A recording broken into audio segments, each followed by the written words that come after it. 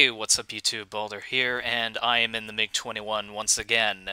This time I'm going to be doing a full review on this aircraft. I'm going to show you its pros, its cons, what to look for, something you should be aware of, and all that stuff that is all fun and whatnot. But I'm going to start this plane up and take it for a spin. But yeah, basically the MiG-21, I should explain it a little bit better. It was designed in the 1950s, and then it was produced in the 60s, 70s, and 80s. This is actually the most advanced model, which, to be honest, isn't that advanced, I have to admit. But it's the MiG-21. It's a very simple aircraft. It was built, I don't want to say cheaply, but that's kind of how they built it. Built it on a budget, built a ton of them. In fact, it's actually the most manufactured supersonic jet in the world, with I believe over 20,000, and many air forces today still use it, namely the Indian Air Force, Syrian Air Force, and a lot of things. But its primary role is to serve as an interceptor, and it does that job really well. How well, do you ask? Well, this is pretty much the startup procedure. You flip these switches, flip this switch, go here, flip this switch, turn on the radio, set it to channel 3 because I'm in Nalchik, turn on the flight data recorder. That's actually awesome. I'll show you that soon enough. Then we turn on the APU, unlock the throttle, position it here, hold this down for about 4 seconds. And we're already starting our engines.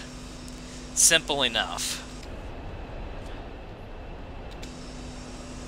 So we gotta wait until this needle here starts picking up some RPMs. It's doing so right now. And building up. I'm going to set my throttle back just so I don't wander off and taxi on my own. That would not be good if you ask me.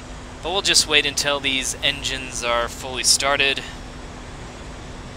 And it looks like it doesn't really take that long. I should probably put a timer on here. Alright, so after that, you flip these switches, give you power. Then you flip all these switches. They're quite... well, yeah, they're pretty much power switches that serve a purpose. That's all you really need to know. If you really want to get into detail about it, check out the manual. It's for 100 and some odd page manual. It's actually pretty good. But yeah, just need to stabilize the gyroscopes, and this will set the flight director to the compass heading. I don't entirely know how it does that. Usually when it comes to most aircraft, you adjust the heading indicator based on what the compass reads. But that's kind of a different story. Now, what else do I need to do? Yes, I need to turn this to standby because we want the radar to get nice and toasty and warm. We'll close the canopy. We will flip these switches. And there we go, pressurized. Right now, this aircraft is good to go. It didn't take very long for me to get this thing up and going, and I wasn't even trying. But more so, I should activate these switches. They're pretty much weapons, IFFs, transponders, and all that fun stuff that you can normally get. But yeah, gonna flip this switch here twice. I think it's a bug where it doesn't show that it's on. But it'll get me my gun reticle. I'll switch this to 25 because that's what the target I'm intercepting is going to be in terms of wingspan. The Yakolev 40. However, one thing I should mention before anybody gets pissed off, I'm not going to be able to intercept because I heard from Ralphie Dude that there seems to be a bug that prevents you from releasing weapons while if you were to take off from the ramp position. I'm not so sure about that, though, considering I tried just about everything to shoot that fucker down with a missile. Yeah, I'm starting to believe that now. But anyway, this aircraft is good to go. I can do some other things. I can switch shit to air-to-air. I'll definitely go with my radar-guided missiles, select the third pylon. This is good, this is good, this is good.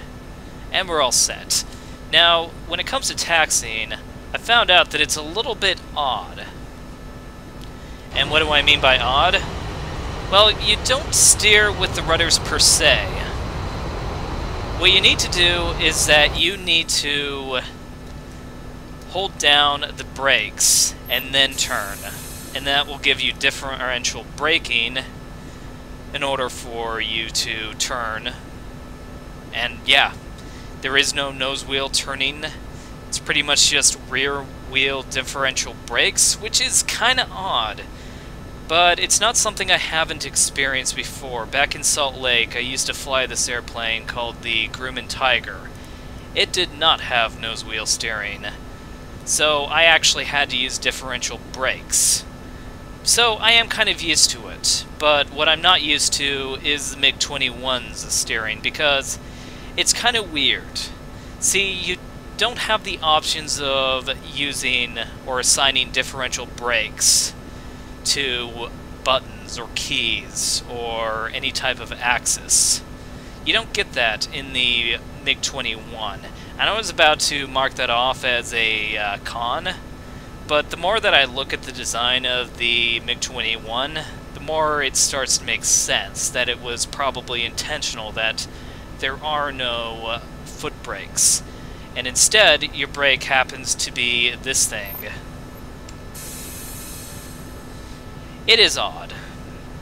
But, you know, if that's how the MiG-21 is designed, then I definitely will not dock the mod for being accurate. In fact, I'll give it kudos for being so accurate, and from what I can tell, this aircraft is about as accurate as you can get. These guys were meticulous. Very experienced programmer, not a retired, but I believe an active MiG-21 Air Force pilot in the Hungarian Air Force, along with a really good, well, graphics designer, as you can tell. This plane is just gorgeous. The team I have eternal respect for because of how meticulous they were in making this mod. It is just phenomenal. It is incredible. And I really do enjoy this little plane. But yeah, we're going to, I guess, increase our throttle a little bit. Align ourselves center runway. And it's weird because I find it very difficult to get like the perfect alignment for the runway. So I guess this is as good as anything. Alright. So, yeah. What I'm going to do is I'm going to check, see if everything's good. Flaps are where they should be. I did that during the startup. Everything is sealed up. And yeah, all the buttons that need to be pushed, or all the switches that need to be flicked, have been flicked.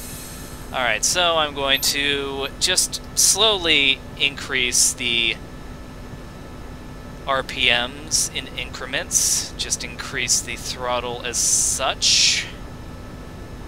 And then afterburner and release. Alright. So one of the things that's very interesting is that this aircraft requires a lot of speed to take off. And there's a reason for that, and it has to do with the wing shape. There is always a constant struggle between the between lift, thrust, weight, and drag when it comes to aircraft. And the wing plays a huge role in that, probably the largest, unless we're talking about thrust itself. That's actually the engine's domain. So yeah, we got ourselves airborne pretty quickly as well. And it is actually pretty maneuverable. You can reach your target very quickly. It goes pretty damn fast, and I was kind of impressed at how this plane performed. Though, for the most part, I do like its design. It is easy to control in many ways, and it's definitely easy to start up. What isn't really easy is to perfect it, to master this aircraft.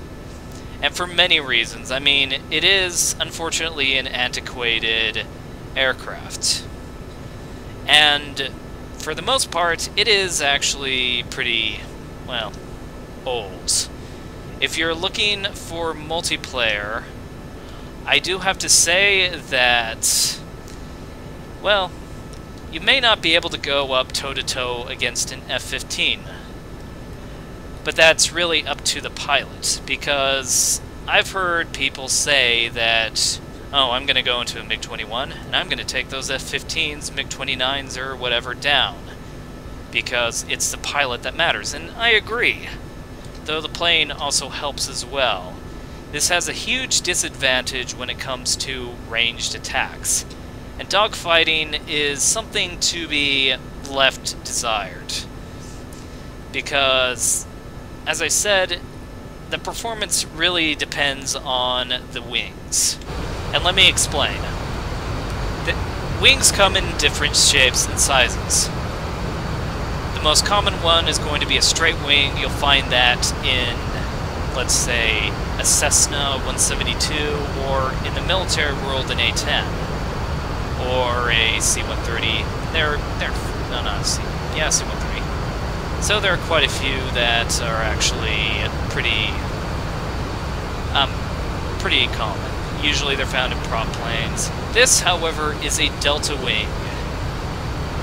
Basically, a delta wing is a triangle for a wing, or two triangles, or one. Yeah, they're pretty much two triangles, to put it simply. Both right triangles. I forgot that I took geometry in high school. But basically, this thing gives the MiG-21 an advantage and a disadvantage. Its main advantage, well, I'll start with the disadvantages first. First off, you need a really high speed to take off. In the MiG-21, you will also need a very high speed to land, because since the wings are very short, you're not going to get a whole lot of lift. Likewise, since you have these huge blocks of matter, these huge chunks of metal that are in the way of the air, if you try to perform, or if you try to make a maneuver, you're going to be pretty limited. Granted, this is a fighter jet, you can turn pretty tightly as well, but at the same time, you need to understand that there are some limitations. This is not really a sharp turn if we're talking about comparing it against an F-15 or an Su-27. This is actually a very bad turning radius. However, there is actually one advantage that the delta wing gives this aircraft, and that is the lack of drag. And with the lack of drag, you can go incredibly fast. And since these wings are small, there is very little air preventing you and your giant turbojet engine from reaching the speed of sound and exceeding it. But yeah, enough about the general performance. How does combat fare in this game? Combat, admittedly, can be a little tricky. That's because you have to do a lot of steps before you can actually fire off a missile. The first thing that you'd have to do is make sure that this switch is in air-to-air mode. And in my case, I want to switch this to semi-active radar. It'll tell you basically what type of missile you are firing, and I'm guessing that's just how planes had to be. There wasn't really a signature for these aircraft, or for these missiles, is my assumption. But after that, you have to lock on the target with your radar, and when you do that, things can be a little bit tricky, because the radar in this game is nuts, or the radar in this mode, or this mod, is not that spectacular. Usually you want to be below your target, and you don't want to deviate that much. So yeah, I'm facing two A-10s, so the moment I fire, they know to evade. And once that happens, it's going to be a little bit more difficult to hit that target, but let's try it. Fox 1.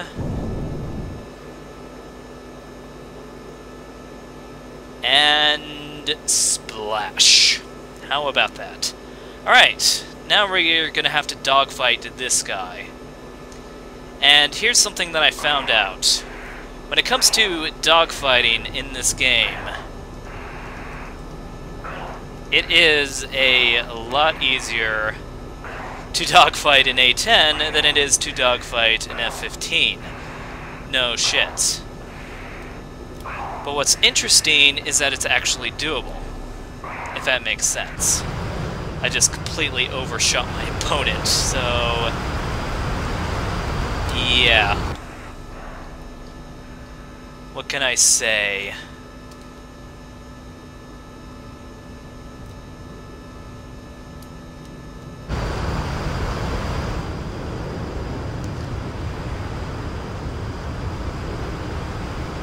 And shit, that guy is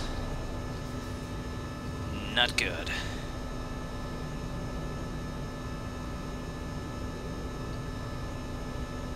But let's see if we can get this guy.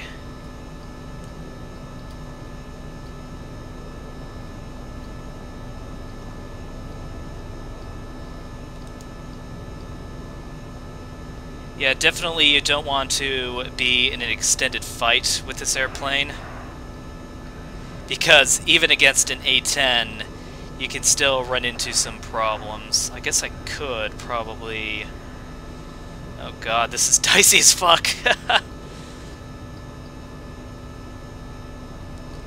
And it doesn't help that my opponent is winning. Alright. Time to step up my game. Alright, so I did select some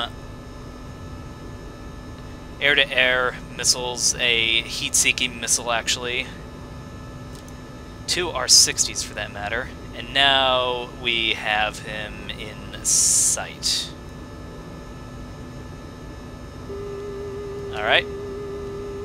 Fox 2. Two Fox 2 actually. Because fuck this guy. Ah, splash! Holy shit.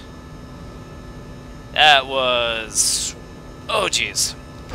So yeah, you can definitely dogfight in this aircraft. I would not recommend it because, you know, unless you want to pick off A-10s, you're going to have quite a few issues. If I was having trouble with that plane, which was just a dumb AI, then imagine what would happen if, you know, I were to go up against an experienced pilot who's been playing DCS since the Flaming Cliffs 2 era. Well, I'd be having quite a few issues with that, but regardless, this is what dogfighting is like.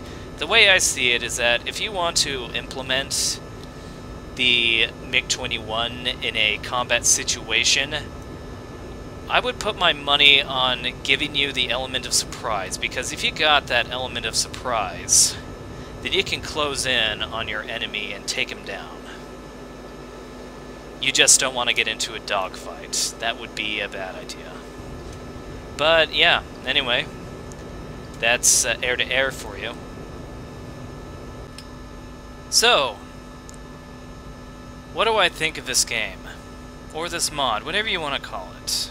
It's actually quite fun, to be honest. There are so many things I wanted to cover in this review, but I simply could not. For the most part, it's a very complex plane. Even though it has a simple startup, fairly simple enough weapon system. I mean, I can't see how I can call the A10s any more simple. But for the most part, you know, I didn't really have enough time to really dive into what this game is capable of, and I think even if I was given a month to review it, there's so many things that it covers, it's not even funny. I mean, this is a plane that has nukes as well. It also has several very cool features. But yeah, the nuke is probably one of the coolest, and I find it a shame that I couldn't really get to that, but still. One thing I will say is that landing this plane is pretty difficult. I kid you not. You have to land at an abnormally high speed, and it just feels very uncomfortable to me.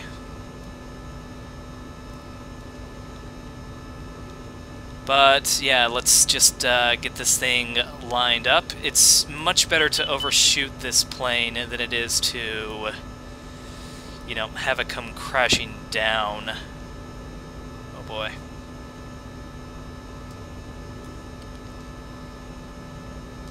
And ballooning, but that's fine.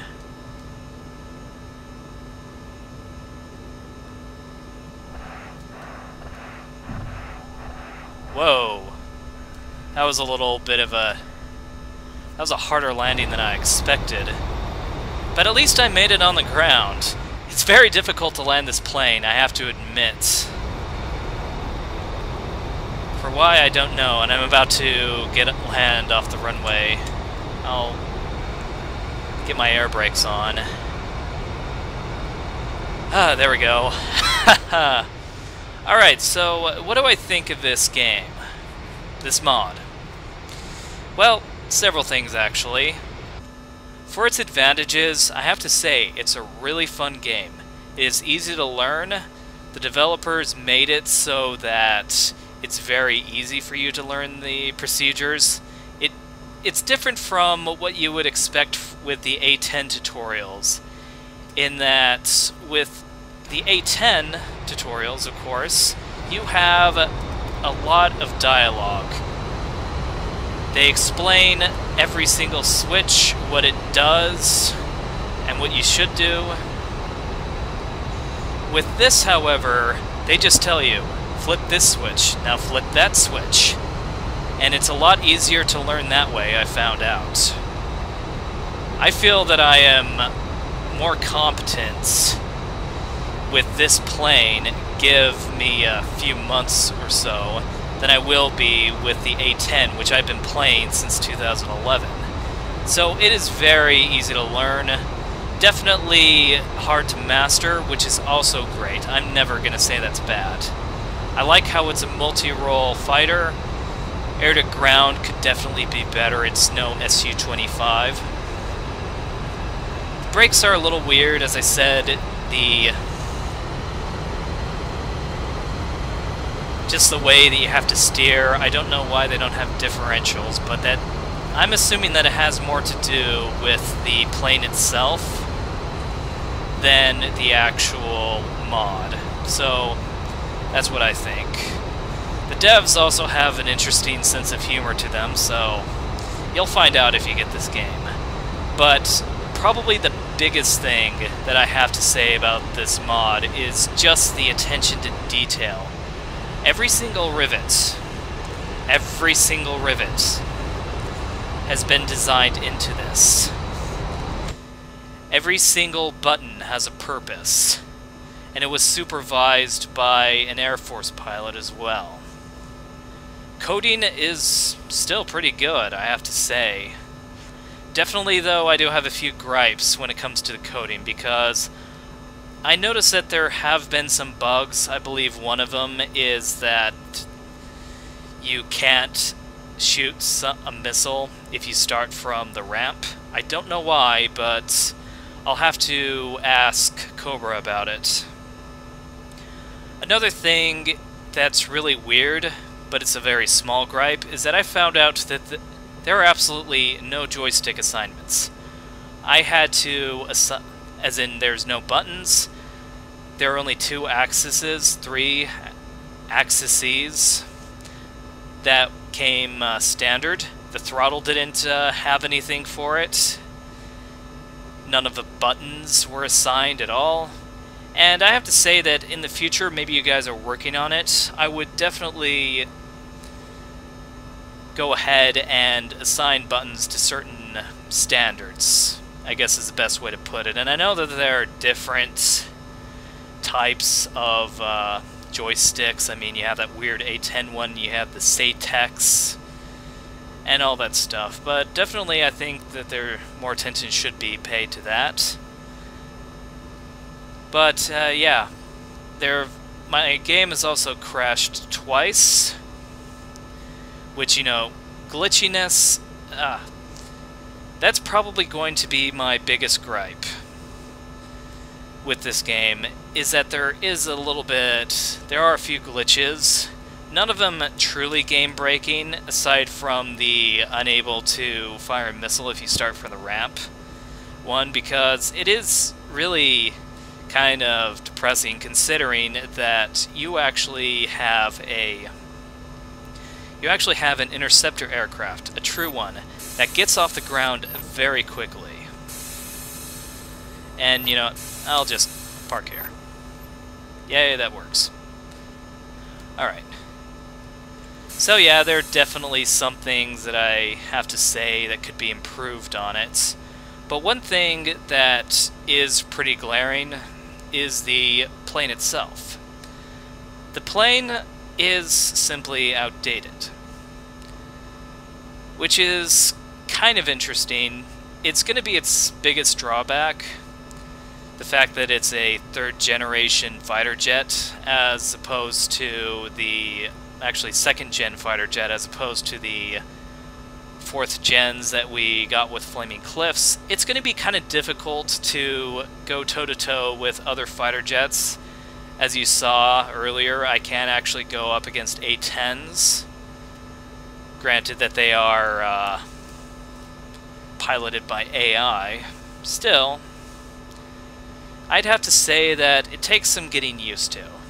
I find this aircraft to be really beautiful, just gorgeous. All these buttons I can push, which kind of reminds me, maybe I should shut this plane down.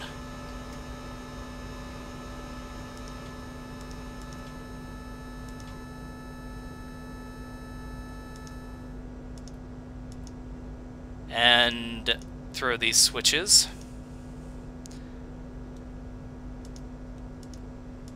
And yeah, just shut everything off. But I will say, these guys did an excellent job. I truly like what these guys did. It's just incredible. And the way that I see it, it's definitely not perfect. I'm not going to give it a perfect score. But I will say, you should definitely get this game. It is worth buying.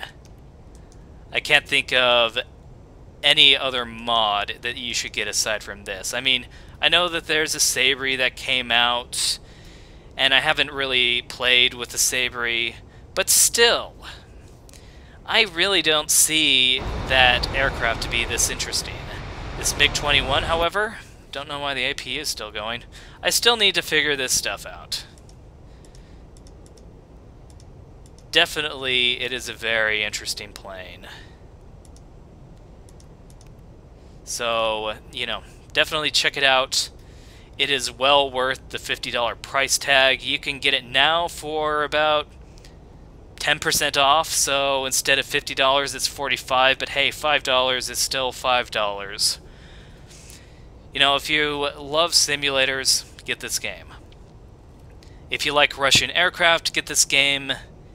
If you're even considering just getting into the simming community, get this game. Anyone who has any interest in simulators, it is definitely worth a buy, and you should go check it out.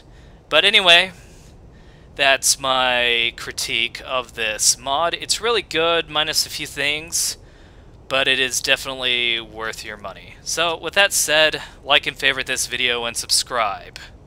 You have a nice day.